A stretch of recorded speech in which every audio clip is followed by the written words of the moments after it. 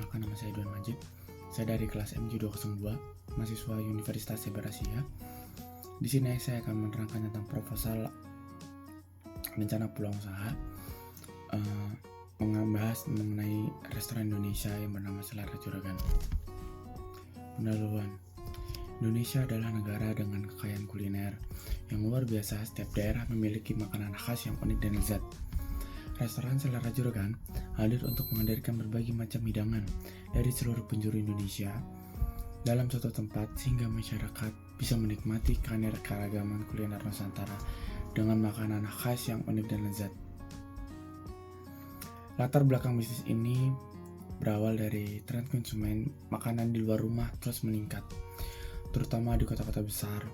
Banyak masyarakat yang mencari pengalaman makan yang tidak hanya enak, tapi juga unik dan autentik. Restoran Selera Juragan bertujuan untuk memenuhi kebutuhan ini dengan menyajikan masakan khas dari berbagai daerah Indonesia dengan cita rasa yang autentik dan penyajian yang menarik. Deskripsi bisnis ini sebuah restoran yang bernama Selera Juragan yang berlokasi di Jalan Jenderal Sudirman nomor 23, Jakarta Selatan. Dan produk utamanya yaitu merupakan makanan khas dari berbagai daerah di Indonesia, yaitu aneka olahan nasi, aneka olahan ayam, kue tiaw, dan juga berbagai olahan mie. Visi dan misi kami yaitu adalah visinya menjadikan restoran pilihan utama di Indonesia yang menyajikan makanan khas dari berbagai daerah dengan cita rasa yang otentik dan pelayanan yang memuaskan. Lalu misi kami yaitu menyediakan masakan berkualitas tinggi dari berbagai daerah di Indonesia. Yang kedua, memberikan pengalaman kuliner yang unik dan menyenangkan kepada pelanggan. Yang ketiga, meningkatkan apresiasi masyarakat terhadap kekayaan kuliner Nusantara. Potensi pasar. Yang pertama yaitu tentang target pasar. Target pasar yang saya maksud di sini adalah yang pertama yaitu geografis, yang kami tuju terutama di kota-kota besar seperti Jakarta yang memiliki tingkat konsumsi kuliner yang sangat tinggi. Lalu faktor demografis, kami mengincar masyarakat urban dengan usia 25-55 tahun, pendapatan menengah ke atas, dan latar belakang pendidikan menengah ke atas. Lalu yang ketiga tentang psikografis, kami juga mengincar para pecinta kuliner dan juga yang ingin mencari pengalaman yang autentik, tertarik pada budaya Indonesia.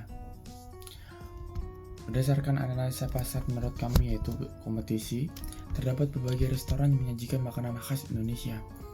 Namun belum ada yang secara komprehensif menawarkan berbagai masakan dari seluruh daerah di Indonesia dalam satu tempat. Yang kedua, membahas mengenai peluang. Dengan adanya tren konsumsi makanan di luar rumah yang terus meningkat, serta meningkatnya minat terhadap makanan tradisional dan otentik. Tujuan dan sasaran yaitu menjadikan restoran pilihan utama yang menyajikan masakan khas dari berbagai daerah di Indonesia. Yang kedua, meningkatkan apresiasi masyarakat terhadap kekayaan kuliner Nusantara. Dan yang ketiga, menciptakan pengalaman kuliner yang otentik dan menyenangkan bagi para pelanggan. Dan sasaran kami yaitu mencapai penjualan minimal 300 juta dalam 6 bulan pertama. Dan yang kedua, mendapatkan pelanggan tetap sebanyak 500 orang dalam tahun pertama. Dan yang ketiga, mengembangkan satu cabang baru setiap 2 tahun. Peramalan penjualan yang sudah kami asumsikan yaitu pendapatan bulanan, yaitu penjualan harian rata-rata, yaitu sebesar 10 juta rupiah.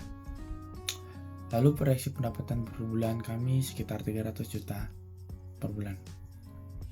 Dan laba bersih bulannya yaitu membahas mengenai biaya operasional bulanan sebesar 150 juta, laba bersih bulanan sebesar 150 juta. Lalu adanya pengembalian modal dengan total modal awal sebesar 800 juta. Waktu pengembalian modal tersebut sekitar 6-8 bulan operasi. Perencanaan keuangan. Menurut estimasi modal yang telah kami hitung, renovasi dan desain interior sebesar 300 juta, pembelian alat dapur dan makan sebesar 150 juta, persediaan awal bahan baku yaitu sekitar 100 juta rupiah, lalu biaya pengoperasional 3 bulan pertama sebesar 200 juta, promosi dan pemasaran yaitu sekitar 50 juta, dan total modal awal sekitar 800 juta rupiah. Lalu mengenai biaya operasional bulanan, gaji seluruh karyawan sebesar 70 juta yaitu, dan juga bahan baku sebesar 50 juta, utilitas dan sewa sebesar 20 juta, lakukan promosi dan pemasaran sebesar 10 juta, lalu total biaya operasional bulanan sekitar kurang lebih 150 juta. Kami juga mempunyai beberapa strategi pemasaran. Yang pertama mengenai promosi. Kami menggunakan media sosial seperti Instagram, Facebook untuk promosi berinteraksi dengan pelanggan. Lalu kami juga melakukan kolaborasi dengan influencer kuliner dan media untuk meningkatkan visibilitas.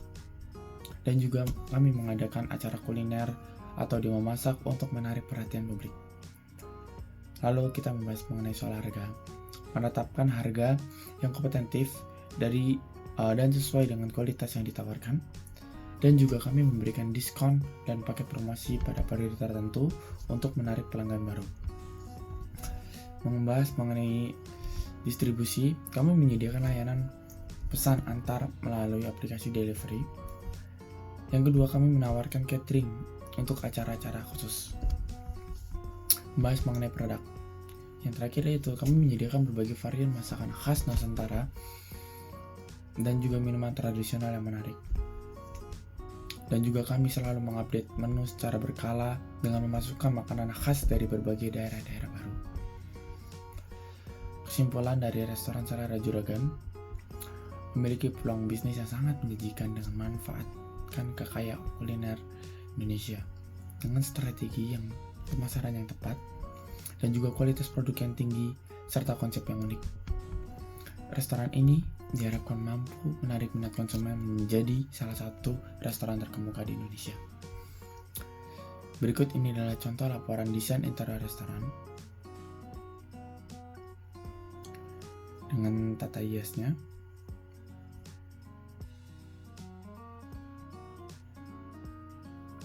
Lalu berikut ini juga merupakan daftar menu masakan yang kami tawarkan, yaitu berbagai aneka olahan ayam, berbagai aneka olahan mie, berbagai aneka olahan ketiau, dan juga berbagai olahan dari nasi. Dan yang terakhir kita memasuki struktur organisasi dan tim manajemen selera Juragan. Saya selaku pemilik atau owner bertanggung jawab atas keseluruhan operasional dan juga strategi bisnis restoran, dan juga mengambil keputusan strategis dan memastikan visi dan misi restoran tercapai. Lalu ada juga manajer umum atau general manager yang bertugas sebagai melaporkan langsung kepada pemilik, mengawasi semua aspek segala operasional harian restoran, memastikan standar kualitas layanan dan kepuasan pelayanan terpenuhi, dan juga mengelola anggaran dan laporan keuangan. Lalu ada manajer dapur atau kitchen manager yang bertugas sebagai bertanggung jawab atas operasional dapur dan juga mengawasi persiapan makanan, kontrol kualitas, dan juga kebersihan dapur. Lalu tugas ia juga merupakan mengelola tim koki dan juga staf dapur serta bekerja sama dengan pemasak untuk memastikan bahan baku berkualitas. Lalu selanjutnya kepala koki atau head chef yang bertugas sebagai mengelola dan mengkoordinasi kegiatan di dapur. Yang kedua menyusun menu dan resep, dan yang ketiga melatih dan mengawasi kinerja koki dan staf dapur. Lalu selanjutnya manajer layanan atau service manager yang bertugas sebagai mengawasi tim pelayanan termasuk pelayan dan kasir. Selanjutnya mengawasi standar layanan pelanggan yang tinggi dan juga menangani keluhan dan masukan dari pelanggan untuk mengimprovisasi lebih baik ke depannya.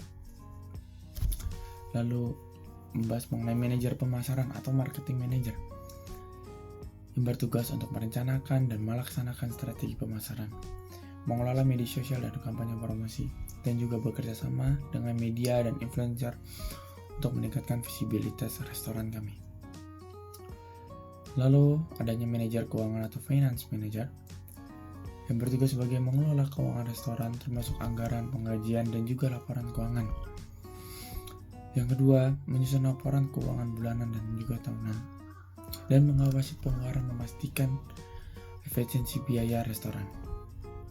Lalu staf pelayanan atau wait staff yang bertugas sebagai menyambut dan melayani pelanggan, mengambil pesanan dan juga mengantarkan makanan dan juga minuman. Lalu dia bertugas juga menjaga kebersihan makanan dan juga area makan. Selanjutnya yaitu staf dapur atau kitchen staff yang bertugas untuk membantu persiapan bahan baku, memasak, menyajikan makanan sesuai dengan standar restoran, lalu menjaga kebersihan dan kerapian dapur.